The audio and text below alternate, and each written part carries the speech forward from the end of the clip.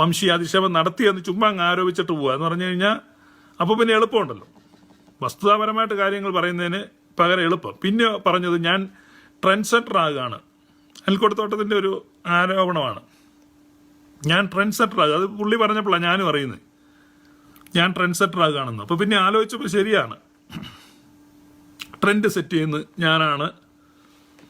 ഞാനിന്നുവരെ അങ്ങനെ ഒരു അവകാശവാദം ഉന്നയിച്ചിട്ടില്ല. ഇപ്പോൾ കഴിഞ്ഞ ദിവസം അദ്ദേഹമാണ് പറഞ്ഞത് ട്രെൻഡ് സെറ്റർ ആകുക.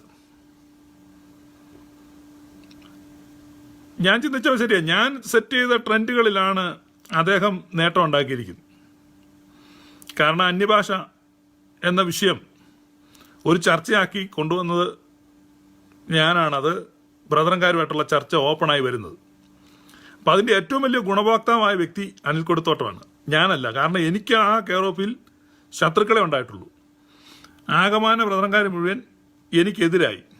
ബ്രദറൻകാർ തന്നെയല്ല, ബ്രദറിലോട്ട് പെണ്ണിനെ കെട്ടിച്ചിട്ടുള്ളവരും ബ്രദറിൽ നിന്ന് പെണ്ണ് കെട്ടിയിട്ടുള്ളവരുമായ പെന്തക്കോസുകാരും എനിക്കെതിരായി. ഞാൻ പറഞ്ഞത് പരമസത്യമാണ്. പെന്തക്കോസിൻ്റെ അടിസ്ഥാന ഉപദേശം അന്യഭാഷയാണ്.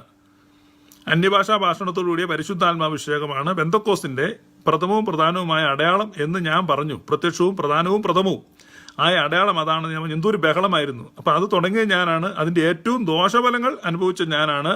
പക്ഷേ നേട്ടം ഉണ്ടാക്കിയത് അനിൽക്കൊടുത്തോട്ടമാണ്. എന്ന് പറഞ്ഞാൽ കാളകൂടെ ഞാൻ കുടിച്ചു, മോഹിനി അനിൽക്കൊടുത്തോട്ടത്തിനും കിട്ടി. പാലാഴി കടഞ്ഞത് ഞാനാണ്. അതാണ് ഒന്നാമത്തെ ട്രെൻഡ് സെറ്റിംഗ്. അപ്പം ഞാൻ ട്രെൻഡ് സെറ്റ് ചെയ്ത് എന്തോ നേട്ടം ഉണ്ടാക്കിയെന്ന് അദ്ദേഹം പറഞ്ഞു. ഞാൻ ട്രെൻഡ് സെറ്റ് ചെയ്തതിൻ്റെ നേട്ടം അദ്ദേഹത്തിനാണ് ഉണ്ടായത്. അല്ലെങ്കിൽ നിങ്ങൾ നിഷ്പക്ഷമതികൾ പറ. അടുത്ത ട്രെൻഡ് ഞാൻ